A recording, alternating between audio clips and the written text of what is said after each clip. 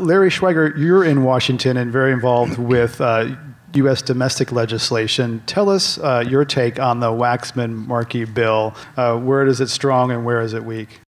Congress right now is not willing or able to do what science requires us to do. You know, the long-term goal is to keep our planet from going, not warming over 2 degrees centigrade. So if we're thinking in those terms, you're talking about 350 to 450 parts per million. It's going to be hard for us in the first go-around to get to even to a 450 world with a bill that is moving through Congress now. Congressman Waxman and Congressman Markey, they are two very committed lawmakers who've been around the Hill for many, many years, who know how to navigate the system.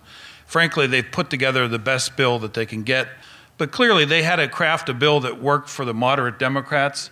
They had to craft a bill that addressed the cost of carbon to the consumers. There's also funding in that bill to help wildlife and other natural resources for adaptation purposes. There is, in addition to that, a number of other ways in which we save and reduce carbon emissions by efficiencies in appliances. There's a whole new set of building standards that are going to come into play.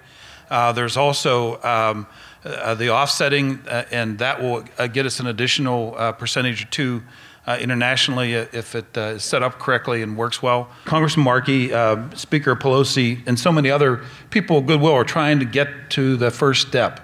And this bill has a lot of important pieces in it for that first step. The most important probably of those is the cap itself, which is set at about a 17% reduction over the next 10 years. I think it's important for all of us to, not let the perfect get ahead of good here.